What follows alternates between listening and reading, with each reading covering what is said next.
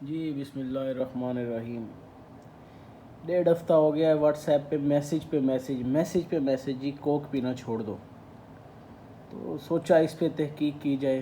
क्या बहन चोद ये सब मिल के हमें चूतिया बना रहे हैं या सच में कोक इसराइल को फंड करती है।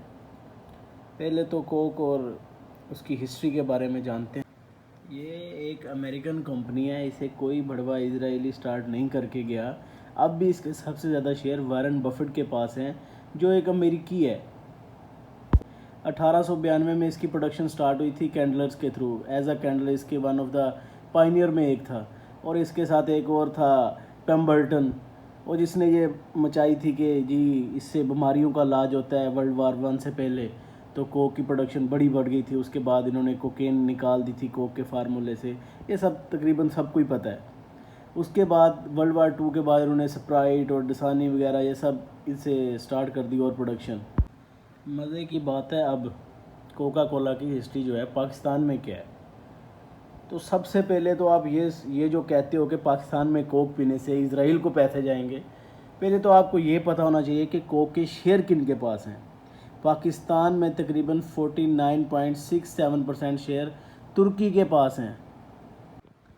अब बात यही ख़त्म नहीं होती कि तुर्की के पास चले गए बड़ा अच्छा हो गया।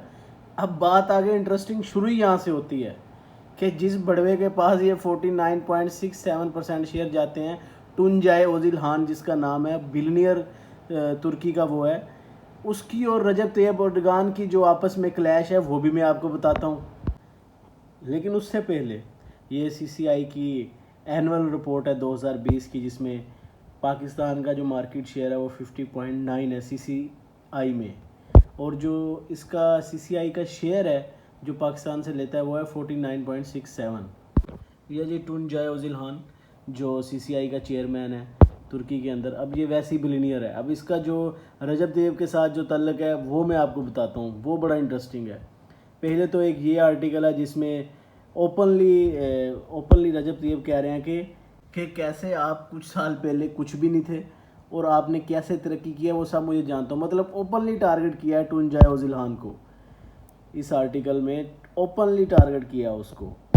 अब इसके बाद ओपनली टारगेट तो कर दिया, मान लिया, लेकिन जनाब ने उनको एक बोर्ड मीटिंग का मेंबर भी बनाया हुआ है। अब वो बोर्ड कौन सा है?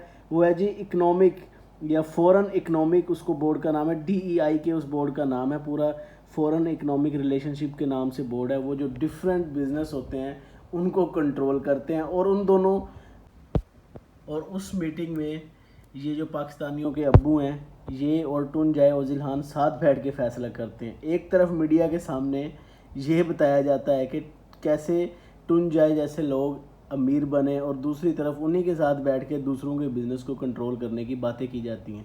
और ये मैं नहीं कह रहा, आपको इसका भी एक आर्टिकल दिखाता हूँ। ये देखें, DEI की जो मीटिंग हुई है उसमें हेड जो थे जनाब पाकिस्तानियों के पापा रजब तैयब थे, जिसमें वो डिफरेंट तरह की ऑर्गेनाइजेशन के बिज़नेस कंट्रोल की बातें थी। और उसकी जो बोर्ड के मेंबर थे जो सारे के सारे, उस बोर्ड के मेंबर में आपको एक शख्स मैं दिखाता हूँ कि वो कौन सा था। ये उसके बोर्ड मेंबर है, और ये नीचे खड़ा है टुनजाय ओजिलहान। ये खड़ा है टुनजाय ओजिलहान। अब यहाँ वो बोर्ड मीटिंग का एक मेंबर भी है। अब जो डिक्टेटरशिप का आपको जो उसके साथ तल्लक है वो तकरीबन काफ़ी हद तक समझ आ गया होगा जनाब का। जहाँ जहाँ तक बात है कोका कोला का इजराइल को फ़ंड करना, तो वो फ़ंड करती रही है। इसकी भी मैं आपको पूरी डिटेल दूंगा कि वो कैसे फ़ंड करती रही है और कब तक करती रही है। अमेरिकन बिजनेसमैन जो था अब्राहम फैनबर्ग, वही बंदा कोक को इज़राइल में लेके गया। उसी बंदे ने कोक को सारे जो फ़ंड थे वो इज़राइल में लेके गया। वहाँ पर एजुकेशन उसके बड़े तल्लक थे। बाद में FBI की एक पूरी रिपोर्ट भी लीक हुई, क्या पता अब भी हो रहा हो और हमें शो ना करवाया जा रहा। अब ये UK की जो कोका कोला की वेबसाइट है उसने तो रूमर्स के तौर पे बता दिया कि हमारा कोई भी इज़राइल के साथ तल्लक नहीं है, ना ही हम किसी किस्म के फ़ंड शेयर करते हैं। चलें जी, ये तो उन्होंने बता दिया। अब क्या पता 4 साल बाद फिर FBI की कोई रिपोर्ट आ जाए जिसमें कोई ना कोई लिंक निकल आया हो। लेकिन अब मैं आपको वो बताता हूँ कि जो लोग ये कहते हैं कि कोक इसराइल को फ़ंड करती है वो किस बुनियाद पर कहते हैं और वो क्या हिस्ट्री है उसकी। ये मैंने आर्टिकल निकाला है जी 1966 का। 18 अप्रैल 1966 का, जिसमें इज़राइल को फैनबर्ग की तरफ से बड़ी सारी सपोर्ट है। अब ये बड़वा जब तक फैनबर्ग था इसने खुल के सपोर्ट की है और इसके चहेते अब भी होंगे, वो होते होंगे, लेकिन उस तरह नहीं है जैसा अब इस बात को फैलाया जा रहा है। अब तो ऐसी है, पाकिस्तान में 6 से 7 बड़े शहरों में कोका कोला की फैक्ट्री हैं। पता नहीं कितने हज़ारों पाकिस्तान के जो वर्कर्स हैं वो काम करते हैं और कैसा एक पूरा जीडीपी ग्रोथ चलती है। कितना 2011 में, हाँ एक और 2011 में कोका कोला का जो टैक्स था वो 11 बिलियन था। 11 बिलियन का कोका कोला ने टैक्स दिया है। और पिछले दिनों 200 मिलियन की इन्वेस्टमेंट जो थी वो कोका कोला करना चाह रहा था, वो इन्हीं वजह से नहीं की उसने पाकिस्तान में इन्वेस्टमेंट। इसी भड़वतगिरी की वजह से उन्होंने इन्वेस्टमेंट नहीं की। ये जूइश टेलीग्राफिक एजेंसी की जो आर्टिकल है उसमें ये सारा लिखा हुआ है कि कैसे फैनबर्ग ने मदद की। अब जो एफबीआई की रिपोर्ट आई थी इसके बाद फैनबर्ग के गुजरने के पहले, तो मैं आपको फैनबर्ग दिखा देता हूँ। ये जो बैठा टेढ़ा मुंह करके, ये बड़वा अमेरिकी बिजनेसमैन कोका कोला को लेके जाने वाला ही इजराइल में ये बंदा था और इसने सपोर्ट भी दी है। क्या एजुकेशन और क्या असला और क्या सब कुछ। असले से याद आया, पाकिस्तान ने भी जो इंपोर्ट एक्सपोर्ट शुरू कर रखी है इजराइल से।